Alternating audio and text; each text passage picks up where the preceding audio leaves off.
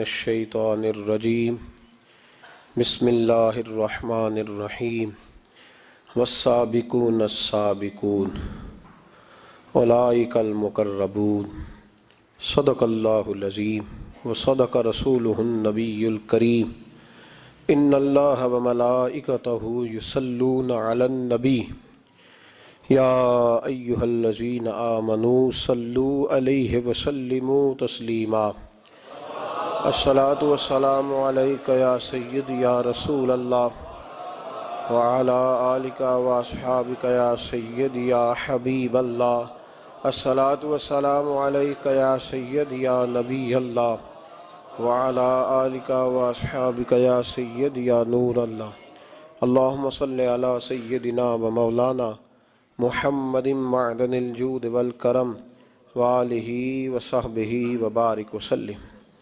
تمام تعریفیں حمد و ثنا اللہ تبارک و تعالیٰ کے لیے اور ہر قسم کے درود و سلام نبی مکرم سید عالم نور مجسم احمد مجتبیٰ جناب حضرت محمد مصطفیٰ علی تحیت و ثنا کی ذات والا صفات کے لیے حمد و صلات کے بعد جو لوگ نیکی میں ابتدا کرتے ہیں ان کا شریعت کے اندر بہت زیادہ درجہ ہوتا ہے۔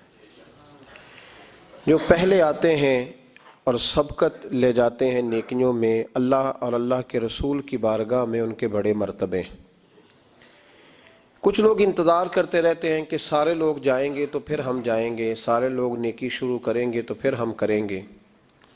حالانکہ نبی کریم علیہ الصلوۃ والسلام نے فرمایا جس نے دین کے اندر کوئی خیر کا کام شروع کیا، جتنے لوگ اس کی اتباع میں اس کام کو کریں گے اللہ تبارک و تعالیٰ ان سب کا اجر بھی شروع کرنے والے کو عطا فرمائے گا۔ اگر محبوب پاک کے وصال کے صدیوں بعد امام بخاری حدیث پاک کی کتاب بخاری شریف تصنیف کرتے ہیں تو اب قیامت تک جو آدمی بھی بخاری پڑھے گا اور اس کو پڑھ کے کسی حدیث پر عمل کرے گا اس تمام کا ثواب اللہ امام بخاری کو عطا فرمائے گا۔ خیر کا کام کرنے میں جلدی کرنی چاہیے، آگے بڑھنا چاہیے۔ صحابہ اکرام علیہم رضوان جلدی کرتے تھے نیکی کرنے میں، آگے نکلنے کی کوشش کرتے تھے۔ ہم بھی جلدی کرتے ہیں لیکن مال جمع کرنے میں، دنیا داری میں۔ صحابہ اکرام کی پہل ہوتی تھی خیر کا کام کرنے میں، اللہ کے ولیوں کی پہل ہوتی ہے میں جلدی سے خیر کا کام کر لوں۔ قرآن مجید فرقان حمید نے ان لوگوں کی عظمت بیان کی جنہوں نے دین پہ چلنے پہ پہل کی ہے، آگے نکلیں۔ سورہ واقعہ میں اللہ کریم نے فرمایا والسابقون السابقون، اور سبقت لے جانے والے سبقت لے ہی گئے، آگے نکلنے والے آگے نکل ہی گئے۔ کون ہیں یہ لوگ؟ اولئک المقربون، فرمایا یہ اللہ کی بارگاہ کے قریبی لوگ ہیں جو آگے نکل گئے۔ کچھ لوگ ایسے تھے جو فتح مکہ کے بعد آئے دین میں، کچھ ایسے تھے جو فتح مکہ سے پہلے آئے۔ جو پہلے آئے اللہ نے ان کا درجہ زیادہ بیان فرمایا، قبل الفتح اور بعد الفتح، اس کی اصطلاح قرآن مجید نے بیان فرمائی۔ جو لوگ ابتدا میں آ گئے، جنہوں نے غربتوں میں اسلام کی تنہائیوں میں ساتھ دیا، ان کے درجات زیادہ ہیں۔ دیکھیں نا بھائی، جب انسان کے پاس اللہ تعالیٰ کسی پہ فضل کرے اور اسے رزق حلال کروڑوں میں عطا کر دے، اس وقت کوئی آدمی اس کے لیے 1,00,000 کا بھی تحفہ لے کے آ جائے تو اس کے لیے اتنا معنی نہیں رکھتا کیونکہ وہ خود کروڑ پتی ہے۔ لیکن اس زمانے میں جب اس کے پاس اماں کی دوائی کے پیسے نہ ہوں، اس زمانے میں جب اس کے پاس لاہور جانے کا کرایہ نہ ہو، اس زمانے میں جو آدمی 20 روپے کی مدد کرتا ہے وہ بندہ ساری زندگی یاد رہتا ہے، وہ یاد رہتا ہے۔ لوگ تقاضا کرتے ہیں کہ میں نے 1,00,000 کا تحفہ دیا اسے یاد رکھو۔ اسے کیسے یاد رکھا جائے؟ اب تو وہ کروڑ پتی ہے، اب اس تحفے کی وہ حیثیت نہیں ہے۔ چاہیے یہ تھا کہ جب اسے ضرورت تھی، جب وہ مجبور تھا، جب وہ تنگ دست تھا، جب اس نے خود تجھ سے سوال کیا تھا یار فلان جگہ میں الجھ گیا ہوں، تیری تھوڑی سی ضرورت ہے، اس وقت اگر کوئی شخص آگے بڑھتا ہے تو وہ بندہ انسان کو ساری زندگی یاد رہتا ہے، اس کے ساتھ انسان کا وفا کا رشتہ رہتا ہے، اس کے ساتھ انسان پیار کرتا ہے۔ اللہ کریم کے پیارے محبوب سید عالم صلی اللہ علیہ وسلم پر جن لوگوں نے ابتدا میں جانیں قربان کی، آزاد مردوں میں سے سب سے پہلے حضرت ابو بکر صدیق نے کلمہ پڑھا ہے، آزاد عورتوں میں سے سب سے پہلے حضرت سیدہ خدیجۃ الکبریٰ نے کلمہ پڑھا ہے، اور بچوں میں سے نوخیز جوانوں میں سے سب سے پہلے مولا علی شیر خدا نے کلمہ پڑھا، اور غلاموں میں سے سب سے پہلے حضرت زید بن حارثہ نے کلمہ پڑھا۔ یہ السابقون الاولون ہیں، ابتدائی لوگ۔ حضرت ابوبکر صدیق کو اللہ نے ایک کمال دیا ہے کہ حضرت ابوبکر صدیق کی 4 نسلیں صحابی ہیں۔ کتنی؟ 4 نسلیں حضور کی صحابی ہیں۔ حضرت ابوبکر صدیق کے والد بھی صحابی ہیں، خود بھی صحابی ہیں، ان کی کچھ ازواج بھی صحابی ہیں، حضرت ابوبکر صدیق کے بچے بھی صحابی ہیں، پوتے اور نواسے بھی حضور کے صحابی ہیں۔ کیسی عظمت ہے، کیسی شان اللہ نے عطا فرمائی۔ صحابی ہونا اس امت کا سب سے بڑا درجہ ہے، اور وہ کیسا شخص ہے جس کا سارا گھرانہ ہی صحابی ہے۔ ہم لوگ گھر کے اندر دین کی بات اگر کریں اس انداز میں کہ بچوں میں شوق پیدا ہو، ہم کرتے ہیں ضرورت کے لیے دین کی بات۔ میں کبھی کبھی جب باتیں سنتا ہوں تو میں کہتا ہوں کہ یہ آپ بچوں کو دیندار نہیں بنا رہے۔ جب آپ کہتے ہیں نا بیٹے نماز پڑھنے سے روزی میں برکت ہوتی ہے، تو میں کہہ رہا ہوں آپ نماز کی تو بات ہی نہیں کر رہے، آپ تو روزی کی بات کر رہے ہیں۔ جب آپ کہتے ہیں نا بیٹے سویرے اٹھ کے قرآن پاک پڑھو، جب دکان پہ جاؤ گے تو گاہک زیادہ آئیں گے، تو یہ تو آپ نے گاہکوں کی بات کی، یہ آپ نے قرآن مجید کی بات نہیں کی۔ جب آپ نے کہا نا بیٹا صدقہ دو گے نا تو کوئی مشکل نہیں آئے گی، تو یہ بات صدقے کی نہیں ہو رہی، تو مشکلات سے نجات کی بات ہو رہی۔ تو پلٹ پلٹ کے تو دنیا سنوارنے کی آپ بات کر رہے ہیں۔ دین کی بات گھر کے اندر اس طرح کرو کہ بیٹا ہماری کل کائنات اگر وابستہ ہے تو مدینے والے رسول سے وابستہ ہے، ہمارا جینا مرنا اگر صحیح ہو سکتا ہے تو قرآن پاک کی برکت سے ہو سکتا ہے، ہم اگر بچ سکتے ہیں تو اللہ تبارک و تعالیٰ کی معرفت نصیب ہونے سے بچ سکتے، روحانی زندگی آباد ہونے سے بچ۔ حضرت صدیق اکبر گھر کے اندر جب بات کرتے تھے نا نبی پاک کی غلامی کی تو ذرا کھول کے کرتے تھے۔ اگر وہ احد میں، بدر میں اور مکے کے چوکوں میں حضور کے تذکرے بڑے شوق سے کرتے تھے، تو آپ کے بچے کہتے ہیں جب گھر میں مصطفیٰ کی بات کرتے تھے تو پھر بھی ان کی آنکھوں میں آنسو ہی ہوا کرتے تھے۔ حضرت ابوبکر صدیق رضی اللہ تعالیٰ عنہ گھر میں بیٹھتے تو مصطفیٰ کے ترانے پڑھنے شروع کر دیتے، اور آپ کے بچے کہتے ہیں رو کے بات کرتے۔ آج میں حضرت ابوبکر صدیق کی ایک صاحبزادی کا ذکر کرنے والا ہوں، حضرت اسماء بنت ابی بکر صدیق۔ حضرت ابوبکر صدیق کی صاحبزادی ہیں، کہتی میرے ابا جی اس پیار سے گھر میں ذکر کرتے تھے نبی پاک کا کہ میں نے کہا ابا جی اب مجھ سے برداشت نہیں ہوتا، مجھے بھی کلمہ پڑھوائیں، میں نے بھی غلام بننا ہے۔ 16 بندے مسلمان ہوئے تھے، 17ویں نمبر پر حضرت اسماء بنت ابوبکر صدیق نے کلمہ پڑھ لیا۔ 17واں نمبر، السابقون الاولون میں سے، پہلے لوگوں میں سے حضرت اسماء کا تذکرہ ہے، ابتدائی لوگوں میں مسلمان ہو گئی، شروع میں بالکل سٹارٹ میں۔ اللہ نے انہیں 100 سال کے قریب عمر عطا فرمائی ہے۔ یہ 1 صدی کا قصہ ہے، 2-4 برس کی بات نہیں۔ اللہ نے 100 سال عمر دی۔ فرماتی ہیں میں 20 سال سے عمر میری کم تھی جب میں نے کلمہ پڑھا تھا۔ توجہ ہے میری بات پر؟ صرف میدان میں نکلنے والے مجاہدوں نے دین کی تبلیغ نہیں کی، ان کو گھر کے اندر تیار کر کے بھیجنے والی ماؤں کا زیادہ حصہ ہے، ان کی بیوی کا زیادہ حصہ ہے، جس نے کہا تو دین کی نوکری کر، تیرے پچھلے فرائض میں دیکھ لوں گی، ان کا بھی بڑا کردار ہے۔ دین اسلام پر جس شخصیت نے سب سے پہلے اپنا خون پیش کیا وہ مرد نہیں، وہ ایک عورت ہے۔ حضرت عمار بن یاسر کی والدہ سب سے پہلی شہیدہ ہے، دین کے لیے پہلا خون ایک عورت نے دیا ہے، حضرت سمیہ رضی اللہ تعالیٰ عنہ۔ حضرت اسماء کہتی ہے میں ابھی 20 سال سے میری عمر کم تھی جب میں نے کلمہ پڑھا، اور میں نے اس عالم میں کلمہ نہیں پڑھا کہ جب دین پہ چلو گے تو موجیں لگ جائیں گی، میں نے کلمہ پڑھا کہ سارا مکہ ہمارا مخالف تھا، میں نے کلمہ پڑھا تو میرے گھر کی طرف لوگ سخت نظروں سے دیکھتے تھے، میرے والد روز مار کھا کے آیا کرتے تھے۔ اس حالت میں جناب اسماء، یہ حضرت عائشہ صدیقہ سے 10 سال بڑی تھی عمر میں، ان کی والدہ اور ہیں اور جناب عائشہ کی والدہ اور ہیں، والدہ علیحدہ علیحدہ ہیں، لیکن حضرت صدیق اکبر کی دونوں صاحبزادیاں حضرت اسماء، یہ وہ خوبصورت اور پاک باز بی بی ہے کہ جب میرے محبوب پاک غار ثور میں ہجرت کے لیے تشریف لے گئے تو حضرت صدیق اکبر جب جانے لگے، حضرت اسماء کہتی ہیں میری اماں کو میرے والد نے طلاق دے دی تھی، چونکہ وہ کلمہ بھی نہیں پڑھتی تھیں اور زیادہ کچھ شدت رکھتی تھیں مشرکانہ معاملات میں. کچھ لوگ تو کہتے ہیں حضور کے اعلان نبوت سے پہلے ہی جناب صدیق اکبر نے انہیں علیحدہ کر دیا تھا.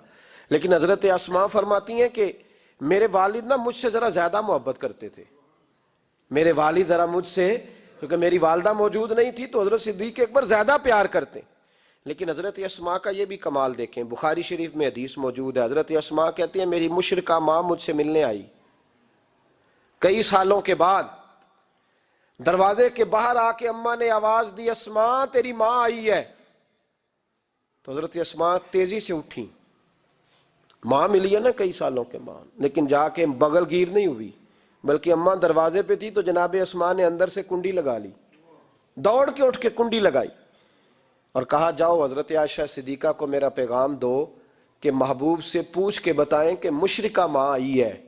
اگر نبی پاک کہیں گے تو اماں سے ملوں گی، اس لیے کہ میرا سارا کچھ میرے نبی سے وابستہ ہے، میرا سارا کچھ محبوب کے قدموں سے وابستہ ہے. حضور اجازت دیں گے، یہ بخاری مسلم میں موجود، پھر ملوں گی. تو حضرت اسماء کا جب پیغام گیا تو نبی پاک علیہ السلام نے فرمایا وہ مشرکہ ہے تو خود ہی اللہ اس سے پوچھ لے گا. اسماء سے کہو تمہاری تو ماں ہے نا، تم تو ملے نا. میرا ابا جی ظالم ہی بڑا ہے. حضرت جی آپ کو نہیں پتا بڑے ظالم ہیں، انہوں نے میرے ساتھ بڑی زیادتیاں کی ہیں. او بھائی، میرے محبوب سے بھی ایک صحابی نے کہا تھا یا رسول اللہ آپ کہتے ہیں والدین کی فرما برداری کرو، تو اگر والدین ظلم کریں، والدین اگر ظلم کریں، میرے محبوب کی زبان سے ایک حرف بھی کبھی فضول نہیں نکلا، بلکہ رب جب فرماتا تھا تو محبوب بولتے تھے. اس نے ایک دفعہ کہا حضور اگر والد ظلم کرے، تو نبی پاک نے 3 دفعہ فرما او یظلمو او یظلمو او یظلمو. اگر وہ ظلم بھی کریں ظلم بھی کریں ظلم بھی کریں تو پھر بھی تو نے ماں باپ کی فرما برداری کرنی. 3 دفعہ محبوب نے ارشاد فرما. حضرت اسماء کہتی ہیں حضور نے فرمایا تیری تو والدہ ہے نا تو میل. پھر پیغام بھیجا کہ یا رسول اللہ وہ کچھ تحفے بھی لائی ہیں، اگر اجازت ہو تو قبول کروں. فرمایا تیرے لیے اجازت ہے. حضرت اسماء اتنی مضبوط مسلمان تھی کہ اماں مشرکہ تھی، لیکن اس کے قریب جانا انہوں نے پسند نہ کیا جب تک حضور اجازت نہ دے. فرماتی ہیں جب میرے ابا جی ہجرت کے لیے جانے لگے نا غار ثور پہ تو میری ڈیوٹی لگا گئے. کہنے لگے بیٹی تو بڑی ہے، پیچھے ذرا خیال رکھنا. کہتی ہیں 60,000 دینار تھے گھر میں. والد گرامی جب گئے تو ہر چیز ہی ساتھ لے گئے، ایک پیسہ نہیں چھوڑ کے گئے. کہتی میرے دادا نابینا تھے حضرت ابو قحافہ، بعد میں مسلمان ہو گئے. وہ آئے اور آ کے کہنے لگے اسماء تیرا ابا سارا کچھ لے گیا ہے، کچھ چھوڑ کے بھی گیا ہے. تو کہتی ہیں میں پریشان ہو گئی، کیا جواب دوں؟ دادا جی بوڑھے ہیں، یہ تو احتجاج کریں گے. کہتی ہیں کہا نہیں نہیں بڑی خیر ہے، بڑا کرم ہے. کہا نہیں مجھے بتا کچھ چھوڑ کے گیا ہے، مجھے امید نہیں ابو بکر کچھ چھوڑ کے جائے گا. اور جب محمد ابن عبداللہ صلی اللہ علیہ وسلم پہ خرچ کرتا ہے تو ہر چیز ہی لٹا دیتا ہے. بتا کچھ چھوڑ کے گیا ہے؟ تو حضرت اسماء کہتی دادا جی بوڑھے تھے تو مجھے تجویز آئی، میں جلدی جلدی سے اٹھی، چھوٹے چھوٹے روڑے میں نے ایک گھڑے میں رکھے، اس کے اوپر میں نے ٹاٹ ڈال دیا. میں نے کہا دادا جی پیسے ہیں. ان کا بازو تھام کے تو میں نے وہاں لگا دیا ٹاٹ کے اوپر. کہتی ٹاٹ کے اوپر لگایا، یہ نہیں بتایا نیچے کیا. میں نے کہا یہ دیکھیں. کہنے لگی اچھا اچھا ٹھیک ہے. میں نے یہ نہیں کہا پیسے ہیں، غلط بات بھی نہیں کی. دیکھیے. کہتی ہیں دادا جی کو تسلی ہو گئی، وہ مطمئن ہو گئے. وہ مطمئن ہوئے تو میری آنکھوں میں آنسو آ گئے، میں رو پڑی. میں نے کہا دیکھو رب کریم اس عمر میں مجھ سے کیسی خدمتیں لے رہا. جوان بیٹی، یہ ہمارا ہنستا بستا شہر ہے اور سارے اپنے ہیں ہم آپس میں، لیکن کسی کی جوان بچی اس محلے دار سے جس کو وہ بچپن سے جانتی ہے، کونے میں جوان بچی 20-22 سال کی اگر ماچس لینی چلی جائے تو شور ہو جاتا ہے. وہ بیٹی نکل آئی ہے جی. ابا جی شام کو گھر آئے تو محلے دار غیبت کریں گے، بیٹی تیری جوان وہاں کھڑی تھی، آج سبزی لینے آئی تھی ماچس لینے، ابا درہ نکال لیتا ہے. بیٹی کیسے باہر چلی گئی؟ بھئی اپنا محلہ ہے، سارے اپنے لوگ ہیں، کیوں پھر بھی نہیں جا سکتی؟ کیسے گئی؟ 5413 فٹ اونچی غار ہے غار ثور. اور جب ہم وہاں جاتے ہیں تو تجربہ کار حاجی مشورہ دیتے ہیں، کہتے ہیں سویرے سویرے جانا فجر کی نماز کے وقت، ورنہ دوپہر میں جانا بڑا مشکل ہوتا ہے. 3 بوتلیں بغل میں پانی کی، رستے میں 4-5 جگہ جو ہے وہ بیٹھنے کی جگہ بنی ہوئی ہے، وہاں ڈھابے ہیں چائے کے، بوتل کے، پانی کے، رستے بن گئے. لیکن جب حضرت صدیق اکبر نبی پاک کو لے کے گئے، کوئی رستہ نہیں تھا، دشوار گزار گھاٹی تھی، کہنے لگے محبوبہ آپ کو تکلیف ہوگی، آپ میرے کندھوں پہ بیٹھ جائیں، پبا پہاڑ قدم نہیں جے لاؤندا تے سور پہاڑ تے چڑھیا جاندا، او پیا جاندا جے یار نبی دا، اے اصلی دلدار نبی دا۔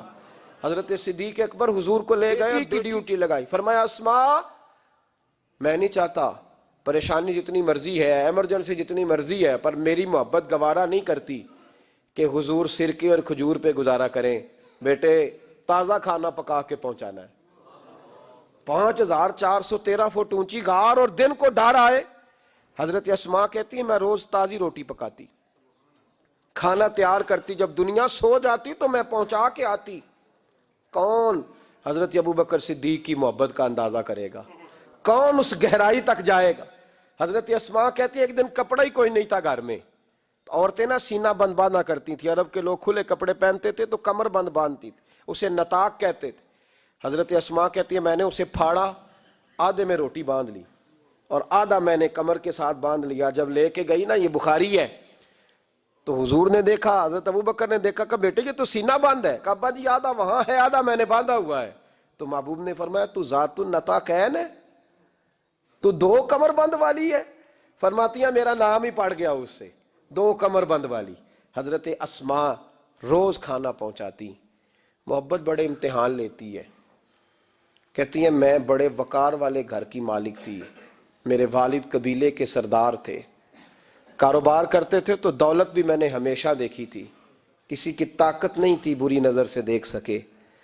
لیکن حضرت اسماء کہتی ہیں رب کریم نے ہم سے آزمائش لی۔ دوسرا دن تھا، حضور کو غار ثور میں گئے تو ابو جہل دروازے پہ آیا، بہت سارے کفار اس کے ساتھ تھے۔ او بھائی اس کیفیت کو ذرا سمجھ تو صحیح، اس انداز کو کبھی سمجھ تو صحیح، کس بات کی دشمنی لے رہے تھے؟ حضرت صدیق اکبر نے کس طرح کے امتحانات دیے؟ سارے کفار کٹھے ہو کے کہتی ہیں میرے دروازے پہ آ گئے، دستک دی، میں باہر آئی، ابو جہل کہنے لگا کہاں گیا ہے تیرا والد محمد ابن عبداللہ کو لے کے صلی اللہ تعالی علیہ وسلم، کہاں گئے؟ جناب اسماء کہتی ہیں اب میرے لیے بڑی مشکل ہو گئی، جھوٹ بولتی ہوں تو شریعت نہیں بچتی، سچ بتاتی ہوں تو وفا نہیں بچتی، کدھر جاؤں؟ کہتی ہیں پیروں میں زنجیریں ہیں، غلط بات کیسے کروں؟ اس نے پھر پوچھا، بولتی کیوں نہیں، کہاں گئے؟ میں خاموش تھی۔ تیسری بار پھر پوچھا، کہاں گئے ہیں وہ؟ جناب اسماء کہتی ہیں میں نے فیصلہ کر لیا، شریعت بھی بچانی ہے وفا بھی بچانی ہے، دونوں چیزیں بچیں گی، بولو کہاں ہے؟ یہاں تو لوگ مرد ہو کے دین کے لیے نہیں ڈٹتے، اور 1 منٹ کے لیے بھی عقیدے پر مسلک پر ڈٹنے کو تیار نہیں ہوتے۔ لوگ دیکھتے ہیں مجلس کس طرح کی، اس طرح کا رنگ اختیار کر لیتے ہیں۔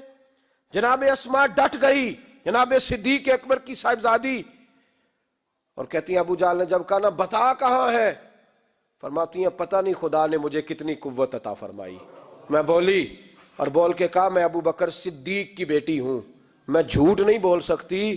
کہنے لگی ابو جہل سن، مجھے پتا ہے وہ دونوں کہاں ہیں، پر میں تمہیں بتاؤں گی کوئی نہیں، مجھے پتا ہے پر میں تمہیں، ہو ہلکا یارا تو بریشم کی طرح نرم، رزم حق و باطل ہو تو فولاد ہے مومن، پتا ہے مجھے وہ کہاں ہے، پر جرت ہے تو پوچھ کے دکھا۔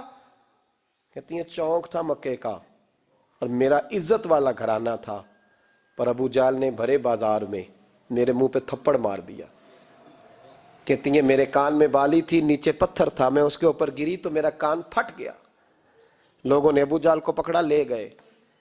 فرماتی ہیں وہ آزمائش بھی میں نے دی، امتحان بھی دیا، پھر میں اندر آئی اور میں نے پھر اپنے اس بہتے ہوئے خون کو اپنے کپڑے کے ساتھ صاف کیا، منہ کو لپیٹا اور پھر میں کھانا پکانے لگی۔ کہتی ہیں اسی طرح کھانا پکایا، اسی طرح تیاری کی، غار ثور پہ جو پہنچی تو ابو بکر صدیق نے لپٹا ہوا منہ دیکھا۔ اللهم صل على محمد وعلى آل محمد كما صليت على إبراهيم وعلى آل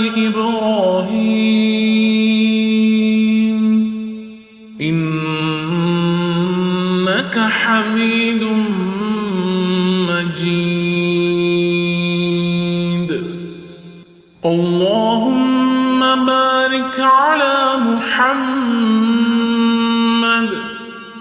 وعلى آل محمد كما باركت على إبراهيم وعلى آل إبراهيم إنك حميد مجيد. بیٹی کو تکلیف میں دیکھے اور پھر باپ رات سو جائے، یہ ہو نہیں نہ سکتا. تو کہا اسما بیٹے چہرے کو کیا ہوا، کیا بات ہے؟ عرض کی کچھ نہیں ابا جی. فرمایا نہیں بیٹے کوئی تکلیف ہے، کوئی چوٹ ہے؟ نہیں ابا جی کچھ نہیں. حضور نے فرمایا اسما کھول نہ بیٹے چہرہ کیا ہے. جناب اسما نے کپڑا ہٹایا تو خون بہنے لگا. کیا ہوا؟ عرض کی حضور کچھ نہیں، ابو جال آیا تھا پوچھتا تھا کیا بتاتی، جھوٹ بولتی تو شریعت میں اجازت نہیں تھی، بتا دیتی تو آپ کو تکلیف ہوتی. اس نے نا بڑے چوک میں تھپڑ مارا، میرا کان پھٹ گیا. حضور میں نے کچھ بتایا نہیں. نبی کریم سید عالم علیہ السلام کے ہاتھ اٹھے اور عجیب دعا دی حضور نے. کہا اللہ میں ابو بکر سے اور اس کے گھر سے راضی ہوں، تو بھی ان سے راضی ہو جا. حضرت اسما بنت ابی بکر صدیق رضی اللہ تعالی فرماتی اس انداز میں قربانیاں دیں.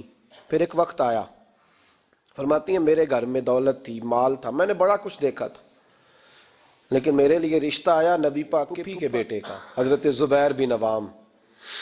یہ حضور کی پھوپھی کے بیٹے بھی ہیں اور جو 10 صحابہ کو حضور نے جنت کی بشارت دی اس میں بھی شامل ہے. حضور نے فرمایا میرا حواری ہے زبیر بن عوام، اور 10 مبشرہ صحابہ میں شامل ہے. لیکن گھر میں غربت تھی، تنگ دستی تھی، مجبوری تھی. جناب اسما کہتی ہیں میرے ابا جی نے کہا بیٹا تیرے لیے رشتہ آیا ہے. میں نے کہا کس کا؟ کہا حضور کی پھوپھی کے بیٹے زبیر بن عوام کا. کہتے میں نے تھوڑی دیر کے لیے سوچا کہ وہاں تو بڑی غربت ہے. تو جناب صدیق اکبر نے اگلا جملہ کہا، فرمایا تمہیں پتہ ہے رشتہ بھیجا کس نے؟ کہا ابا جی کس نے؟ کہا مصطفیٰ کریم نے. جناب اسما کہنے لگی پھر آپ کو مجھ سے پوچھنا نہیں چاہیے تھا، پھر حضور نے پسند کیا ہے، محبوب نے، اتنے میرے نصیب. حضرت اسما کہتی ہے میں اس گھر سے گئی تھی جہاں 3 غلام ہر وقت ہوتے تھے. اور یہ بخاری مسلم میں آپ کو ملے گا. بیٹیوں کی تربیت ہم کرتے ہیں تو کہتے ہیں اوہ سسرال میں کام کرنا پڑتا ہے، سویرے اٹھنا پڑتا ہے، ایسے کرنا پڑتا ہے. سنو جناب صدیق اکبر رئیس مکہ اور مدینہ کی بیٹی فرماتی ہیں میں جب زبیر بن عوام کے گھر میں گئی تو میں آٹا بھی گوندتی تھی، میں کپڑے بھی دھوتی تھی. محبوب نے میرا رشتہ کرایا نا. فرماتی ہیں میں چکی بھی پیستی تھی. فرماتی ہیں زبیر بن عوام نے گھوڑا رکھا ہوا تھا، وہ جب باہر جاتے تو میں گھوڑے کے لیے چارہ بھی کاٹ کے لاتی تھی، میں اس گھوڑے کو بھی سنبھالتی تھی، میرے ہاتھوں میں چھالے پڑ جاتے. ایک دن میرے ابا جی نے دیکھ لیا، ابو بکر صدیق بڑے پریشان ہوئے. کہتی ہیں انہوں نے جا کے محبوب کی بارگاہ میں عرض کی حضور اگر آپ اجازت دیں تو میں زبیر کو ایک غلام نہ دے دوں، میری بیٹی کام کرتی ہے، اس کے ہاتھوں میں نے چھالے دیکھیں، ایک غلام نہ دے دوں. ڈائریکٹ حضرت زبیر بن عوام سے نہیں کہا کہ تو اتنا کام کراتا ہے، جھگڑا نہیں کھڑا کر دیا. کہتی ہیں ایک غلام حضور کے ذریعے جناب ابو بکر صدیق نے بھیجا. اب وہ باہر کے کام سنبھالنے لگا، گھوڑے کو چارہ ڈال دیتا، کچھ سودا صرف لا دیتا. کہتی مجھے یوں لگا جیسے میں آزاد ہو گئی ہوں. غربت بھی تھی. زبیر بن عوام نیک بڑے تھے پر طبیعت کے ذرا سخت تھے. ایک دن ابا جی آئے تو میں نے کہا حضور اور تو کچھ چیز نہیں چاہیے، تھوڑی سختی ہے طبیعت میں. تو کہتے ہیں میرے والد نے یہ نہیں کہا میں پوچھوں گا، میں حضور سے بات کروں گا. کہنے لگے بیٹی صبر کر، بیٹی صبر کر، تیرا خامد نیک ہے، اگر تو اس کی رضا میں دنیا سے گئی تو رب تجھے بغیر حساب جنت عطا فرما دے گا. اور خامد کی پرہیزگاری بھی تو دیکھو نا بھائی، صرف دولتوں کی ضرورت ہے، صرف ان چیزوں کی ضرورت ہے، اس کی پرہیزگاری بھی دیکھو. اب اسما کہتی ہیں اس کے بعد میں نے شکوہ نہیں کیا. اس کے بعد دوبارہ شکوہ، سخی بڑی تھی حضرت اسما.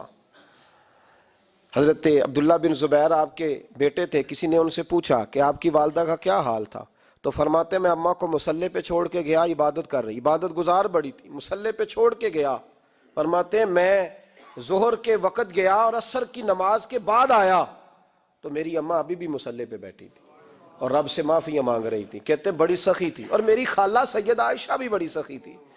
حضرت عبداللہ بن زبیر فرمانے لگے دونوں میں ایک فرق تھا، حضرت عائشہ جب سخاوت کرتی تو کچھ پیسے جمع کر لیتی، ایک ہفتے کے پیسے جمع کر کے جوڑ کے کہتے چلو کسی غریب کا کچھ بن تو جائے، لیکن حضرت اسماء رکھتی نہیں تھی، کہتی تھی روز ہی دینے ہیں، چاہے ایک دینار ہے، میں موجود ہے۔ جب ان سے پوچھا گیا ایسا کیوں کرتی ہو تو کہتی ہے میں ایک دن نبی پاک کی بارگاہ میں نا کچھ پیسے دینے لگی تو میں نے 2-3 دفعہ گنے، کہا حضور جی کچھ دینار رکھ لیں، تو محبوب فرمانے لگے اسماء اللہ کے رستے میں گن گن کے نہ دے، ورنہ وہ بھی تجھے گن گن کے ہی دے گا، تو اس کے رستے میں بے حساب دے، وہ بھی تجھے بے حساب ہی عطا فرمائے گا، اور بچا بچا کے نہ رکھا کر، دے دیا کر، تو اس کے رستے میں دیتی رہے، رب بھی تجھے دیتا ہی رہے گا۔ ہم چونکہ گن گن کے دیتے ہیں نا، اس لیے ہم اس فلسفے کو سمجھتے نہیں، گن گن کے دے گے تو گن گن کے ملے گا، بے حساب دو گے تو اللہ بھی بے حساب ہی دے گا۔ حضرت اسماء کی سخاوت، پرہیزگاری، فرماتی ہیں کہ میں جب مدینہ منورہ ہجرت کر کے سب لوگ چلے گئے تو مسلمانوں کے گھر میں نا بیٹیاں ہی پیدا ہوتی تھیں، تو یہودی عورتوں نے شور کر دیا کہ ہم نے جادو کر دیا، ان کے ہاں بیٹا نہیں ہو سکتا، تو جناب اسماء بنت ابی بکر صدیق رضی اللہ تعالیٰ عنہ فرماتی ہیں سب سے پہلا بیٹا مدینے میں اللہ نے مجھے عطا فرمایا، کہتی ہیں میں نے کہا جاؤ اس کے نانا کو خبر کرو، نانے دادے پیار زیادہ کرتے ہیں، نانیاں دادیاں پیار زیادہ کرتے، تو کہتی ہیں کہ میں نے نا کہا جاؤ نانا کو خبر کرو، تو کہتے ہیں جناب صدیق اکبر دوڑے آئے تو پہلے دن کا بچہ ہی اٹھا کے لے گئے، ابا جی بات تو سنے، میں ٹھہر جا سن لیتے، کہتے ہیں لپیٹا میرے عبداللہ کو لے گئے اور سارے مدینے کی گلیوں میں شور کر، او یہودیوں نکلو باہر دیکھو، تم کہتے تھے جادو کر دیا ہے، اللہ نے ہمیں بیٹا عطا فرما دیا ہے، دیکھو اللہ نے بیٹا دیا۔ کہتی ہے پھر سارا مدینہ گھما کے نا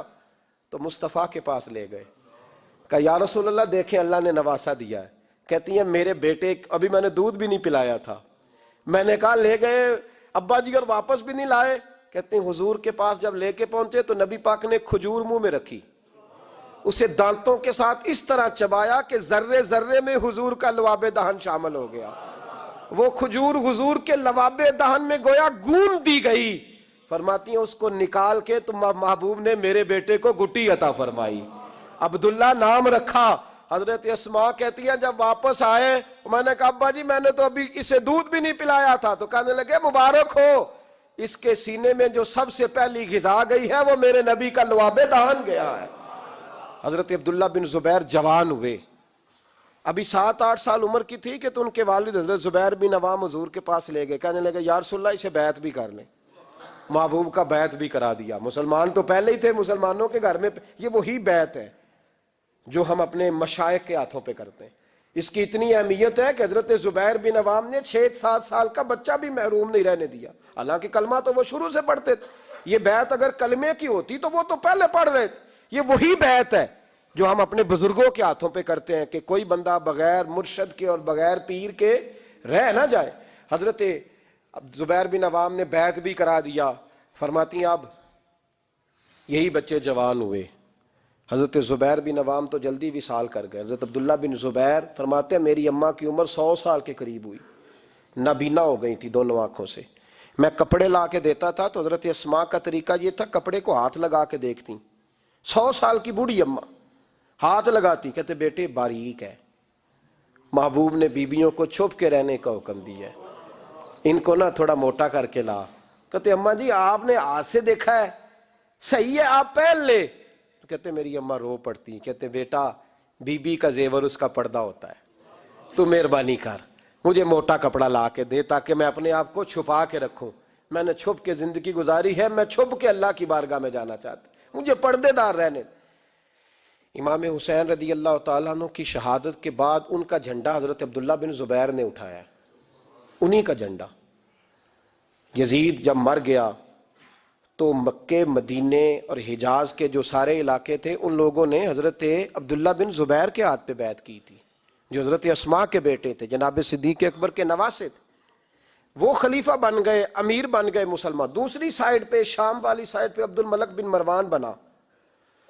اس نے یہ جو تعمیر کعبہ ہوئی ہے نا دوبارہ سے، جن بنیادوں پہ اب کعبہ ہے، انہی بنیادوں پہ حضرت عبداللہ بن زبیر نے بیت اللہ کو بھی دوبارہ تعمیر کروایا تھا. چونکہ یزید کی فوجوں نے جب حملہ کیا تو بیت اللہ کے کچھ حصے شہید ہو گئے، تو جناب عبداللہ بن زبیر نے اسے بھی دوبارہ بنوایا.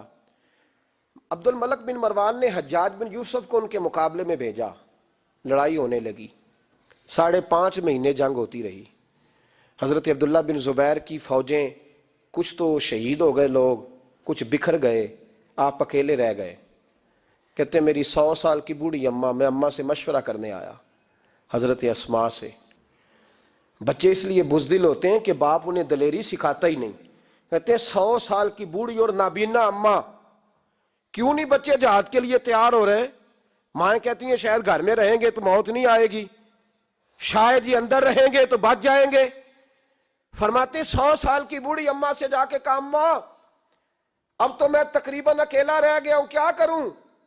تو کہتے میری ماں کہنے لگی حضرت اسماء بیٹے پہلے تو یہ بتا کہ تو حق پہ ہے کہ نہیں. میں نے کہا اماں ہوں تو میں حق پہ. تو کہنے لگی جا پھر میدان میں کھڑا ہو جا اور جا کے لڑ، جب تک رب کو منظور ہوگا تجھے زندگی دے گا. اور بیٹا یاد رکھ جسے شہادت ملتی ہے اسے بھی اللہ کی مدد کے ساتھ ہی ملتی ہے، شہادت بھی اللہ کی مدد سے ملتی ہے، میدان میں جا. تو کہتے میں نے اپنی اماں سے کہا اماں یہ جو حجاج ہے بڑا ظالم ہے، سنا ہے جب کسی کو قتل کرتا ہے تو لاش کے ٹکڑے ٹکڑے کر دیتا ہے، وجود سارا کاٹ ڈالتا ہے. تو کہتے میری اماں میرے کندھے پہ تھپکی دے کے کہنے لگی بیٹے بکرے کو صرف ذبح ہوتے وقت تکلیف ہوتی ہے، جب اس کھال اتاری جائے تو کوئی تکلیف نہیں ہوتی، جب اس کا گوشت بنایا جائے تو کوئی. تو بیٹے گھبرانا نہ، رہنا میدان کے اندر، دیکھنا میں تجھے بھاگتا ہوا نہ سنوں، جا میرا بیٹا اللہ تیری مدد کرے گا. حضرت عبداللہ بن زبیر کہتے ہیں میری ماں کی گفتگو نے میرے وجود کو فولاد کر دیا. فرماتے جذبہ جہاد میری اماں نے میرے سینے میں بھر دیا.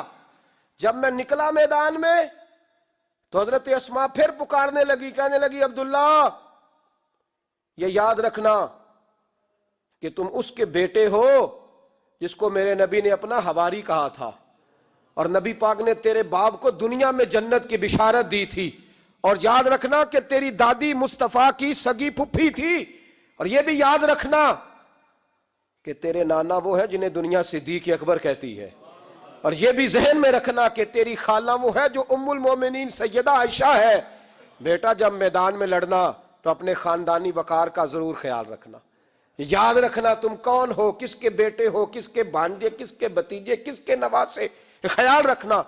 حضرت عبداللہ بن زبیر لڑے اور جب شہید ہو گئے تو حجاج بن یوسف نے ان کی لاش کو چوک میں لٹکا دیا، مکے کے چوک میں جہاں جنت المعلی ہے اس چوک میں ان کی لاش لٹکی. 14واں دن ہو گیا لاش کو لٹکے ہوئے. تو عبداللہ بن عمر گزرے، فرمانے لگے یہ دیکھو شاہ سوار لٹکا ہوا ہے، اور دیکھو 14 دن بیت گئے، اس کے وجود سے جب بھی کوئی سونگتا ہے اسے میٹھی خوشبو ہی آتی ہے.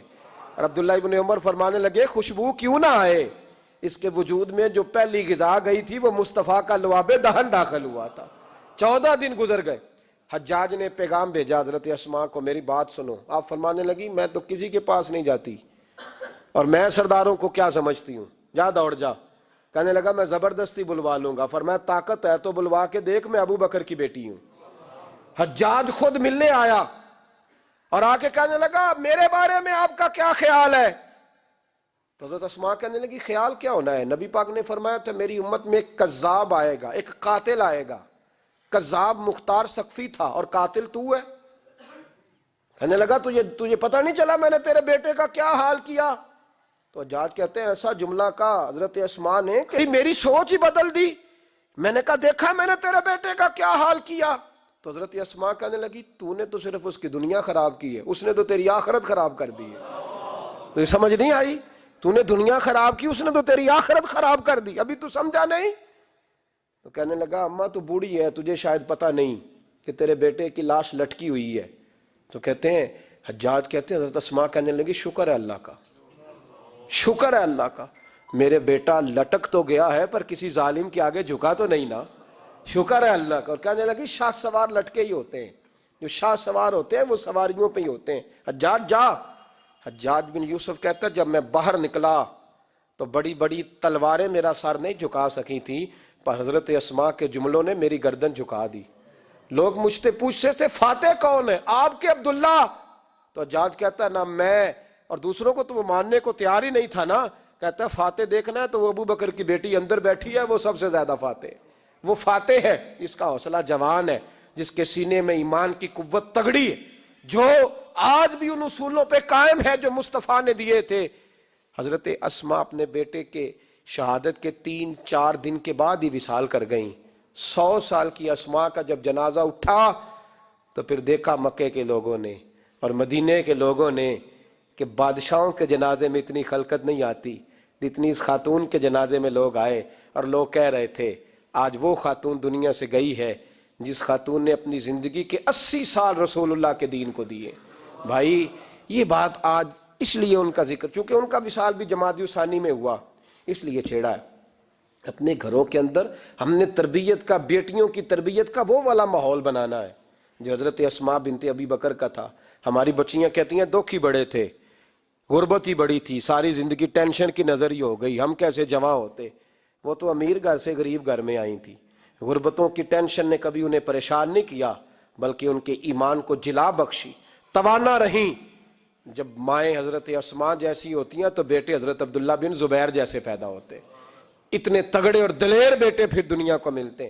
اپنی بچیوں کی تربیت کریں، سارا دکھ روٹی کا ہی ہے، دولت کا ہی ہے، جائیداد کا ہی ہے، کھانے پینے کا ہی ہے، اور بھی غم ہے زمانے میں محبت کے سوا، کچھ اور بھی توجہ کریں بھائی، یہ تو ایک جوز ہے، تو ایک جوز ہے صرف زندگی کا، باقی ساری زندگی تو آگے پڑی ہوئی ہے۔ ان کی تربیت کریں، اصل نہج پر انہیں سمجھائیں۔ حضرت اسماء نے روشن کردار ادا کیا، تقوی، پرہیزگاری، عبادت، سخاوت، رسول اللہ کی نوکری، نبی پاک کی کامل محبت، اپنے بچوں کی تربیت، حضور کی ہر بات کے ساتھ وفا ان کا ترہ امتیاز رہا۔ وہ ہمیں سبق دے کے گئیں، اگر دنیا میں زندہ رہنا ہے تو محبوب کے بن کے رہو۔